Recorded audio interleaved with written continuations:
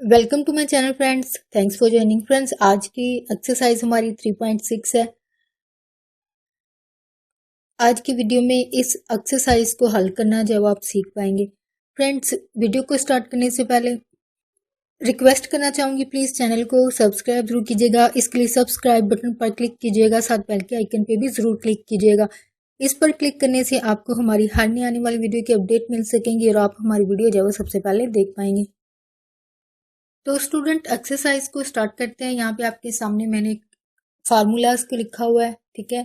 यहाँ पे आपको नजर आ रहा होगा 1 2 3 से नंबरिंग की हुई है, साथ में इनकी सिचुएशंस को फार्मूले की जो शक्ल बनती है वो लिखी गई है। तो यहाँ पे आपका सवाल लिखा गया। अगर मैं आपके लिए यहाँ पे स्टेटमेंट पढ़ूं तो यहाँ पे है सवाल नंबर 1 है, ठीक है। और इसी के तकरीबन सारे सवाल बनते हैं, यानी क्वेश्चन नंबर 1 है, आगे सब क्वेश्चन जो है वो बनते हैं। तो जो कि तकरीबन 8 इसी के सवाल बनेंगे। तो यहाँ पे अगर आप गौर करें इक्वेशन पर, if a b c a ratio b बराबर है सी, आप अपनी बुक लाजमी साथ रखा करें, सी रेशो डी। जहाँ पे आपने ए बी सी डी की जो है वो वैल्यूज को पुट करना होता है। देन उन्होंने कहा है show that 4a minus 9b 4a plus 9b 4c बराबर है।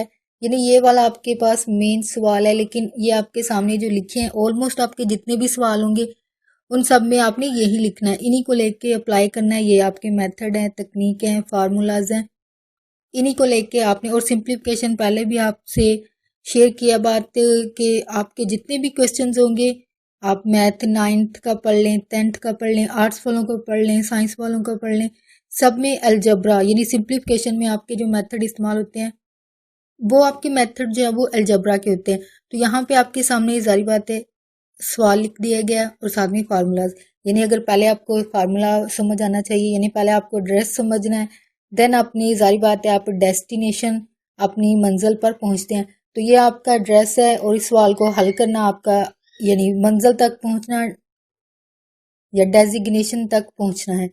तो यहाँ पे ए बटे बी बराबर है सी बटे डी बराबर होता है के। ये आपका मेन फार्मूला जो है उसकी फर्स्ट शक्ल ये बनती है, यानी जो आपका जैसे कि मिसाल के तौर पर ए जमा बी का मुरब्बा बराबर होता है आपके पास पहली का मुरब्बा, जो कि आपके अलजबरे में बहुत दफ़ा इस्तेमाल होता है। तो इसी फार्मूले को, यानी जिस तरह ये एक फार्मूला है, इसी तरह ये आपके वेरिएशन के जितने भी सवाल होंगे इनमें मेथड होता है। सॉरी, सब में नहीं, इस वाली एक्सरसाइज में होता है ए बटे बी सी बटे डी। तो इसको के बराबर रखा जाता है, यानी रेशो है ए बटे बी से मुराद ये रेशो में होता है, यानी ए रेशो बी, ठीक है। जो इसकी रियाजी की टर्म है, ये जो डॉट लिखे गए हैं ये रेशो कहा जाता है, या फिर जब आम जुबान में कहें तो ए बटा सी। यानी इसको जब दूसरी शक्ल में लिखा जाता है जिसको फ्रैक्शन कहा जाता है, तो फ्रैक्शन वाली को आम जुबान में ए बटा यानी बटे वाली वैल्यूज आप कह सकते हैं। तो यानी इसकी जो पीछे शक्ल बनती है वो ए रेशो बी है, जो कि आपके मेन आपकी जो हेडलाइन है सवाल की वहां पे भी लिखी हुई हैं। ये चीजें आप देख सकते हैं अपनी बुक पे। नेक्स्ट ये है कि ए बी बराबर के है, यानी इनको आप अलग अलग जो है वो लिख सकते हैं। ए बटे बी बराबर के है, तो ए की जब वैल्यू निकालेंगे जो कि अलजबरे की एक शक्ल है, यानी जिसकी आपने वैल्यू निकालनी होती है उसके दूसरी जो उसके साथ वैल्यू होती है उसके दूसरी तरफ जाती है, यानी इक्वल साइन जो है वो दूसरी तरफ है।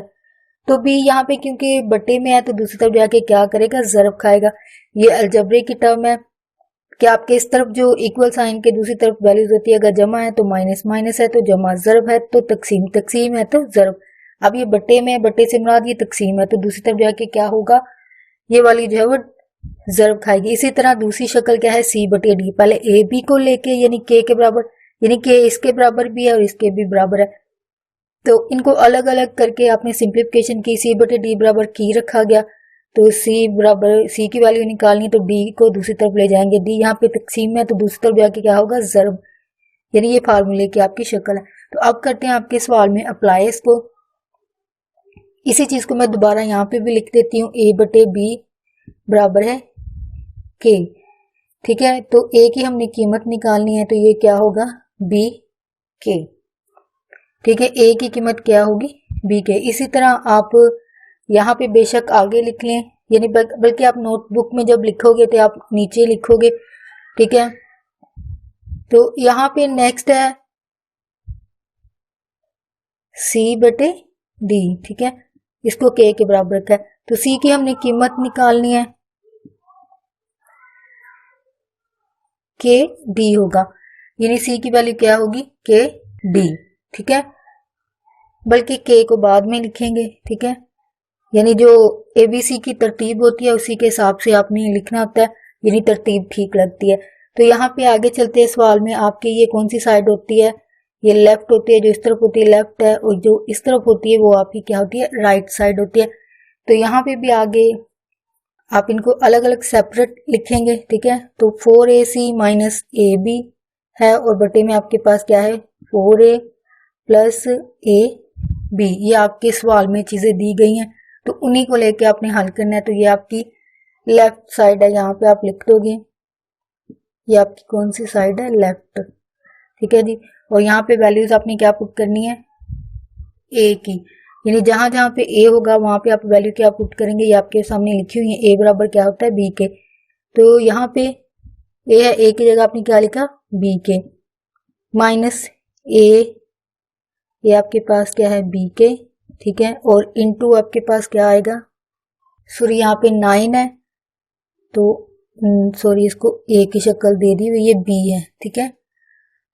तो यहाँ पे हम क्या लिख रहे हैं, 9 तो अपनी जगह रहेगा, ठीक है, और बी भी अपनी जगह रहेगा, क्योंकि हम इसकी जगह कुछ भी चेंजेस नहीं कर रहे हैं, जैसी है वैसी लिख दी गई है। तो बटे में आपके पास जहां पे ए है वहां पे आप क्या लिखेंगे, बी के, ठीक है, और जमा है, फिर 9 ही है, सॉरी मैंने ए की शक्ल में लिख दी है, ये 9 है, तो बी जाहिर बात वही रहेगा। तो साथ ही यहाँ पे राइट भी कर लेते हैं, ठीक है। राइट वाली में क्या है आपके पास, ये है आपका, सॉरी आप जब लिखेंगे तो ध्यान से लिखिएगा 9, और तो साथ ही आप जो राइट साइड है उसका भी कर लें साथ ही। तो यहाँ पे 9 डी है, ठीक है, और फिर है 4c जमा 9, सॉरी यहाँ पे डी होगा, नहीं सी है, ठीक है, सी है, ठीक है, 9 सी। तो आपने सी की जगह क्या करना है, इसकी वैल्यू लिखनी है। तो जहां जहां पे सी है 4 अपनी जगह रहेगा, सी की जगह पे आप इसकी वैल्यू लिख देंगे, जो कि आपके सामने ये हल की हुई है। तो -9 है, तो डी वैसे रह गया, ठीक है। 4 की जगह आप क्या कर रहे हो, इसकी वैल्यू लगा रहे हो, ठीक है, और फिर जमा है 9। आई होप कि ये वैल्यूज ठीक हो, क्योंकि कहीं पे गलती होगी तो वो आपका सवाल गलत हो जाएगा। तो 9 सी यहाँ पे आप लिख दोगे। सॉरी यहाँ पे दोबारा चेक किया है, तो यहाँ पे बुक में क्योंकि सी लिखा हुआ है तो मैंने भी सी लिख दिया, तो जारी बात है मिस्टेक किसी से भी हो सकती है। यहाँ पे डी है, तो यहाँ पे भी जारी बात है डी होगा, तो जारी बात है देन आपकी सिंप्लीफिकेशन सही होगी। सही से मुराद क्योंकि लेफ्ट और राइट का जिनको बच्चों को कॉन्सेप्ट क्लियर है कि इन वाले सवालों में क्या होता है कि लेफ्ट का जो आंसर आता है वही राइट का आता है, यानी दोनों के आंसर सेम होंगे। तो इसका मतलब यहाँ पे मिस्टेक है, यहाँ पे डी आता है, तो जारी बात है वो मिस्टेक से लिखा गया होगा, तो डी है। अब इसकी सिंप्लीफिकेशन करेंगे आप। सिंप्लीफिकेशन से मुराद कहीं पे ज़रब हो रहा है ज़रब दे दें, कुछ कॉमन आ रहा है तो कॉमन ले लें। तो इन सवालों में अगर आप गौर करें, यहाँ पे बी है, यहाँ पे बी, तो इनको अपनी कॉमन ले लेना है। यहाँ पे गौर करें, यहाँ पे डी है और यहाँ पे डी है, यहाँ पे भी, इन्हीं सब में ये कॉमन आ रहा है, यहाँ से बी और यहाँ से डी। तो यहाँ से लेफ्ट वाली साइड जो है वहां पे आपने क्या करना है कि आपका सिंप्लीफिकेशन में बी बाहर गया तो अंदर 4k बचा, माइनस है आपका बी बाहर गया तो अंदर 9 बचा, तो बटे में फिर से बी कॉमन गया तो 4k बचा जमा 9 बचा। ये आपके पास इसकी सिंप्लीफिकेशन आती है। तो इसकी राइट साइड पे जो कि इसको अलग शो किया गया है, ठीक है, तो यहाँ पे कॉमन ले लिया आपने डी बाहर बच गया तो अंदर बचा है 4k माइनस डी बाहर तो 9 बचा है। इसी तरह इधर जाएं तो डी बाहर गया 4k बचा जमा 9। तो यहाँ से बी और बी के साथ बी को ख़त्म कर देंगे क्योंकि कॉमन आने के बाद ये एक जैसी शक्ल है तो कट हो गया है, तो यहाँ से डी और डी आपस में कैंसिल हो जाता है। यानी फर्ज करें ये 2/2 है तो एक जैसी शक्ल है, और बटे में है तो आपस में कैंसिल हो गई हैं, तो ये एक बचेगा ठीक है। तो बाकी आपके पास बचता है 4k - 9 है, बटे में 4k जमा 9 है, 4k - 9, 4k जमा 9, जो कि इसके फाइनल आंसर अगर आप गौर करें दोनों सेम है। यही 4k हालांकि अलग अलग हल किया है, अलग अलग वैल्यूज को पुट करके हल किया गया है। आपका क्योंकि आंसर सेम है तो आप नीचे लिख सकते हैं कि लेफ्ट साइड बराबर है राइट साइड के, ठीक है, यानी दोनों का आंसर सेम है। तो यहाँ पे क्वेश्चन नंबर 1 का ही ये वाला जो है वो 4 पार्ट बनता है। तो यहाँ पे क्योंकि पहले भी बताया ये 8 सवाल हैं, ठीक है, बाकी जो एक जैसे सवाल थे वो आपके लिए छोड़े जा रहे हैं। तो इस वाले में मेथड तो सेम है, लेकिन जाहिर बात है सवाल की शक्ल तब्दील होगी। अगर आप यहाँ पे गौर करें वहां पे पहले से बटे में वैल्यूज दी हुई थी, लेकिन आपको मैंने काफी पहले सवाल के साथ ही डिटेल से चीजें बताई हैं। इस रेशो का मतलब ये होता है कि इसी वैल्यूज को आपने फ्रैक्शन यानी उसको बटे में लिखना होता है। इसी तरह इस वाले और ये लेफ्ट राइट नाम वही है, और ये वैल्यूज तो जाहिर बात है आपकी वही है, ए बी की यहाँ से वैल्यूज निकलती हैं, यहाँ से ए की निकालेंगे और यहाँ से सी की, यानी ऑलमोस्ट ये सवाल आपके जितने भी इन सब में यही मेथड होगा। लेकिन जो मुझे डिफरेंट लगी हैं शक्लें सवालों की वो मैं आपके लिए सवाल जो कर रही हूँ, और बाकी आपके लिए छोड़ें। जारी बात है अगर आप एक सवाल का ही मेथड सीख लेते हैं अच्छे तरीके से, बाकी सिंप्लीफिकेशन सिंप्लीफिकेशन तो जारी बात है अलजबरा जिन बच्चों को आता है वो एक सवाल को जब सीख लेते हैं बाकी उनके लिए करना आसान हो जाता है। आई होप जितने भी स्टूडेंट हैं अपने अलजबरा की जितनी भी मिस्टेक है उनको सही कीजिए। आपके यूनिट चाहे 9th के हैं 10th के हैं, आपके लिए सवालों को हल करना जो आसान हो जाएगा। उसके लिए मिडिल हिस्से के जितने भी यूनिट हैं उनको लाजमी अच्छे तरीके से दोबारा रिपीट कर लीजिए अगर जिनको मसला है। तो यहाँ पे ये आपकी लेफ्ट साइड है, ठीक है, और ये वाली राइट। तो इसको लेके पहले तो लिखेंगे 6 पावर लिखी हुई है, सॉरी यहाँ पे 6 है, ठीक है, ठीक है, और इसको रेशो लगा के बी की भी 6 है जमा डी की भी 6 है। तो इसको बटे में कैसे लिखेंगे आप, या फ्रैक्शन में कैसे लिखेंगे सी, यानी जाहिर बात है जो आपके नाम है रियाजी के वो भी आपको याद करने की जरूरत है। तो अपनी जुबान में जाहिर बात है आपके लिए आसान हो जाता है, यानी बटा आम जुबान में इसी फ्रैक्शन को जो है कहा जाता है कि इसको बटे की शक्ल में लिखिए, ठीक है। तो ए की 6 और सी की भी 6 है, तो बटे में जाहिर बात है रेशो को बटे में आपने लिखना है, तो वो है बी की भी 6 और डी की भी 6।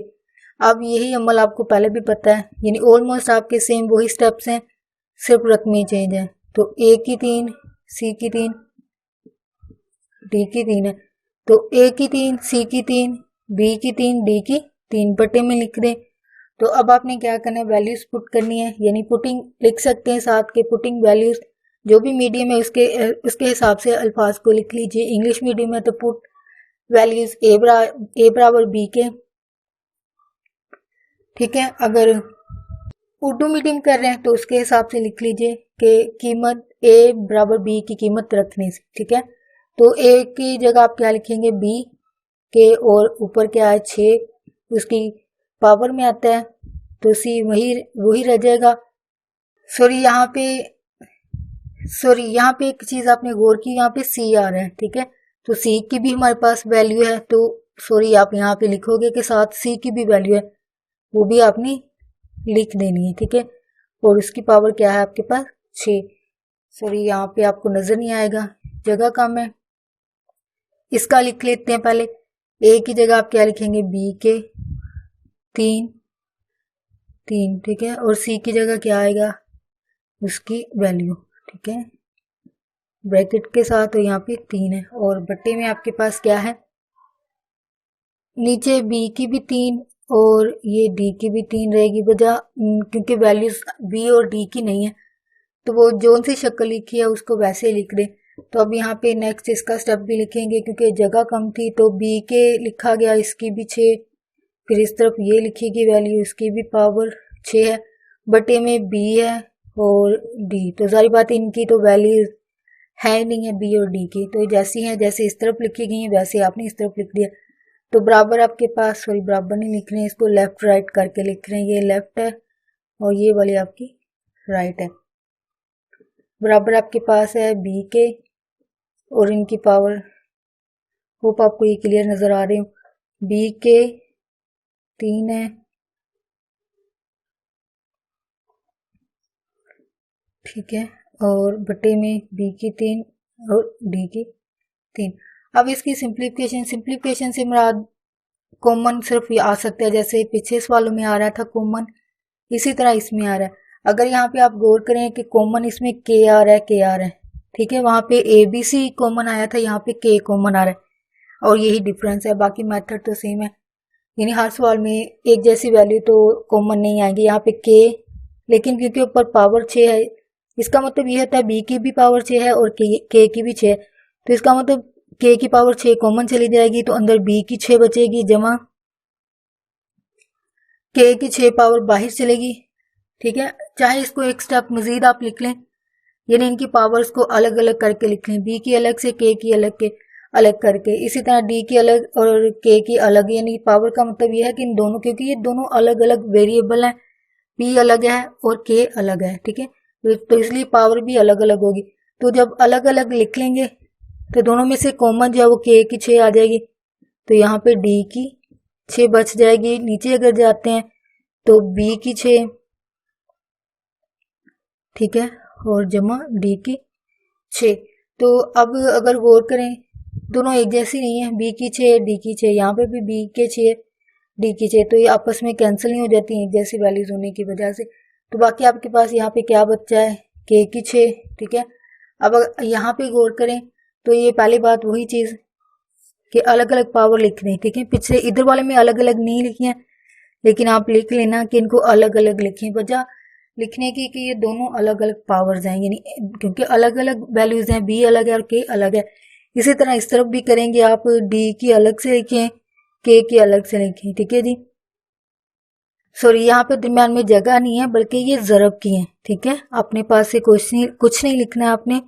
तो यहाँ पे क्योंकि ये ज़रब ब्रैकेट्स थी, इसका पहले भी बात हुई है कि ब्रैकेट्स 3 तरह से शो होती है, या तो ये ज़रब लगा देंगे, डॉट लगा देंगे, या फिर ब्रैकेट। तो यहाँ पे तीसरी शक्ल है, ब्रैकेट के साथ शो की गई है, यानी वैल्यूज आपस में ज़रब खा रहे हैं। तो नेक्स्ट मैंने इनको ज़रब की शक्ल में लिख दिया ताकि जाहिर हो कि ये आपस में वैल्यू ज़रब खा रही है। तो यहाँ से b की 3 है और यहाँ से d की 3 है, ठीक है, b की 3 खत्म हुआ, b की 3 के साथ d की 3, d के 3 के साथ खत्म हुआ, तो बाकी आपके पास k की 3, k की 3। अब यहाँ पे अलजबरा है कि k एक जैसी मुतगैर या वेरिएबल जिनको कहा जाता है, एक जैसे ज़रब खा रहे हो तो उनकी पावर्स जो होती हैं जमा हो जाती हैं, ऐड हो जाती हैं। तो ये k और k ज़रब खा रहा है, 3 इसकी और 3 इसकी जमा होकर कितनी हो जाती है, k की पावर 6 हो जाती है, जो कि हमारा आंसर इस तरफ भी वही है। तो यानी लेफ्ट और राइट जो है दोनों आंसर सेम है। तो यहाँ पे आप कह सकते हैं कि लेफ्ट साइड बराबर है राइट के, जो कि सिंप्लीफिकेशन करने के बाद आपके पास आंसर जो है वो एक जैसा आया है। और इन सवालों का मकसद ये है कि आपने लेफ्ट और राइट को मुख्तलिफ वैल्यूज तो एक जैसी हैं a b की रख के, तो आपने जो आंसर आएगा आपके पास वो आंसर जो है वो बराबर होगा। यानी अगर आपका कहीं पे गलती हो, सवाल में आंसर गलत आ रहा, तो आपको खुद भी पता चल जाता है कि भाई आपकी कहीं पे मिस्टेक है, इसलिए आंसर में गलती हो रही है, आंसर बराबर नहीं आ रहे हैं।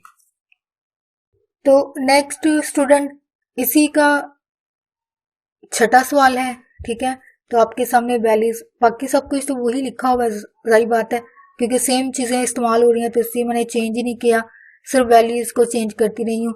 तो यहाँ पे a की 2 जमा b की 2 रेशो है, a बटा ये वैल्यूज लिखी हैं, इसी तरह इस सब लिखी गई हैं वैल्यूज। तो अब आपने लेफ्ट राइट को यहाँ पे लिख लेना है।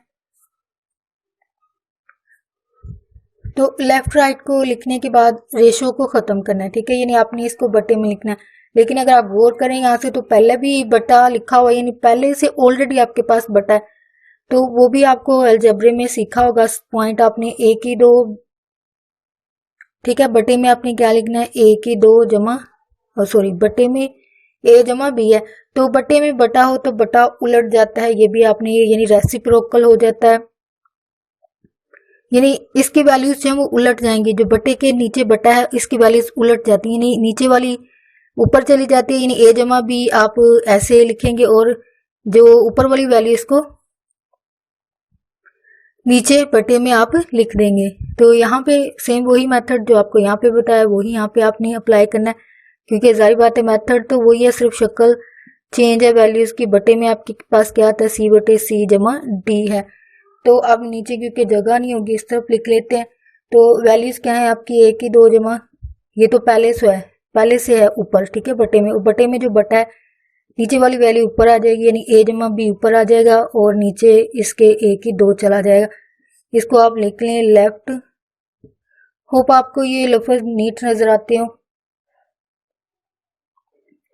तो यहाँ पे आपके पास वैल्यू राइट की तरफ चले जाएं, तो राइट में आपके पास सारी बातें यही है, सी की 2 जमा डी की 2, ठीक है। बटे में बटा है तो ऊपर सी जमा डी आ जाएगा, सी जमा डी है, ठीक है, और बटे में सी जमा डी है, ठीक है, और बटे में आपके पास सी है। तो अब वैल्यूज आपने वही बी और सी की लिखनी है। बी के आपके पास ए की सॉरी आपके पास बी के है और सी की आपके पास ए वैल्यू है।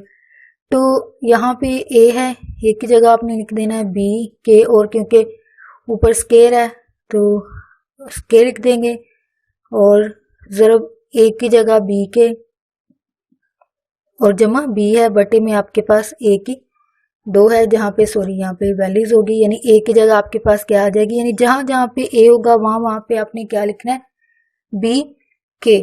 तो लिखने के बाद इस तरफ चले जाएं तो यहाँ पे सी की जगह आप लिख रहे हो ये वैल्यू, ठीक है, और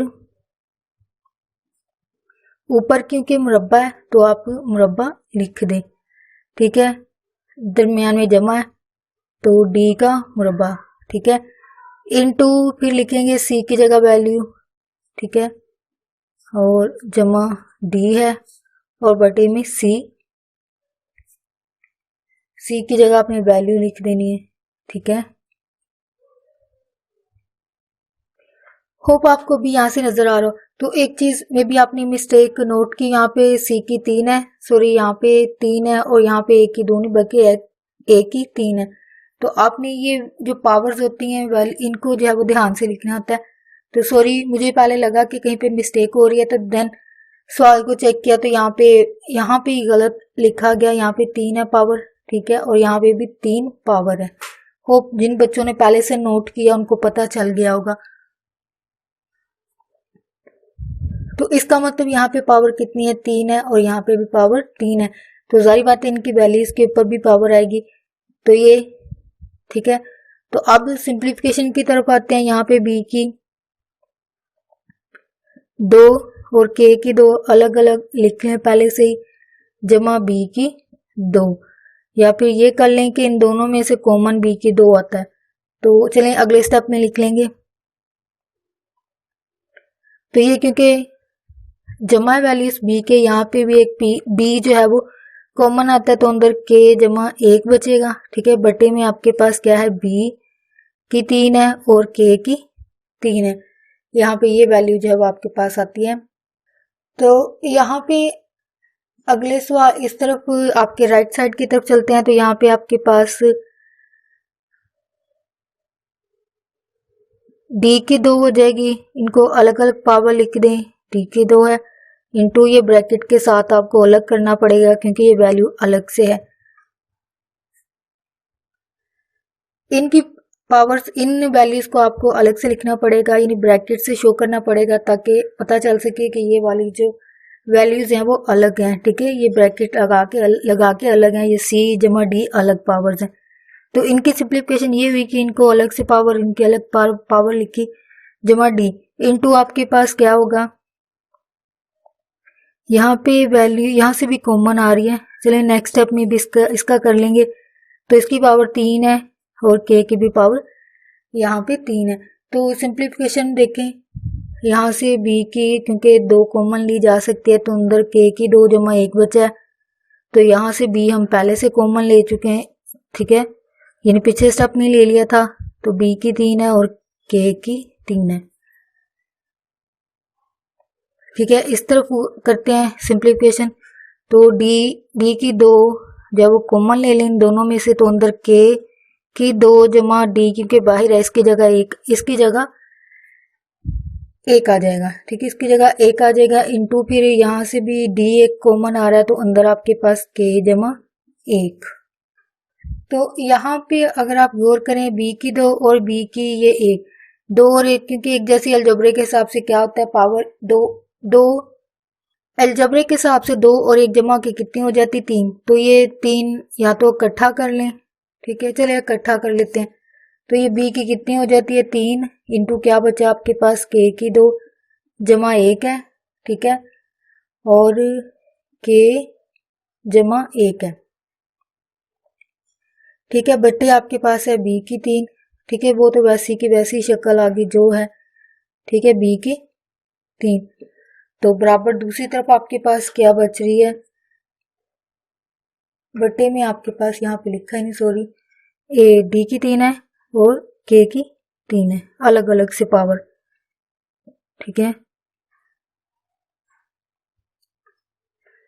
तो यहाँ पे क्या बचा, यहाँ पे भी 3, 2 ये और 1 इसकी, ये पावर इकट्ठी होकर 3 हो जाती है, यानी डी की 3 है इंटू क्या बचा ए की, सॉरी के की 2 जमा 1 है, के जमा 1 है, और बटे में आपके पास डी की 3 के की 3, तो ये डी की 3 आपस में कैंसिल हो गई हैं।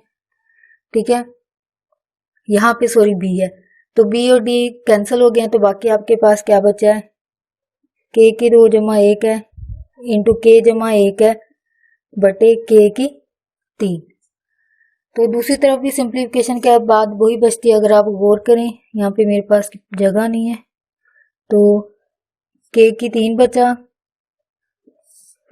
ठीक है, और यहाँ पे के की 2 और के जमा 1, यानी अगर आपने गौर किया तो दोनों तरफ एक के की 2 जमा 1 है इंटू के जमा 1 है और बटे में के की 3, यानी ऑलमोस्ट सारी वैल्यूज में के मुतगय्यर वेरिएबल जो है वो शो हो रहा है और दोनों के आंसर सेम है, वैल्यूज आपकी एक जैसी, आंसर एक जैसा आ गया। अभी आप कह सकते हैं कि लेफ्ट राइट साइड जो है वो बराबर है और आंसर सेम आया। जो क्या स्टूडेंट आज की एक्सरसाइज आपको अच्छे तरीके से समझ आई हो, आपको यकीनन मदद मिली होगी, सवालों को जो आपके लिए छोड़े हैं उनको हल करने में ज़रूर मदद मिलेगी। तो स्टूडेंट, अगर आज की वीडियो आपके लिए हेल्पफुल रही है, आपके लिए मददगार साबित हुई है, तो प्लीज़ मेरी वीडियो को लाइक और शेयर लाजमी कीजिएगा। अपने फ्रेंड्स के साथ, क्लास फेलोज के साथ, टीचर हैं तो स्टूडेंट के साथ लाजमी शेयर कीजिएगा ताकि ज़्यादा से ज़्यादा स्टूडेंट्स की हेल्प हो सके। आपका वीडियो देखने के लिए बहुत शुक्रिया।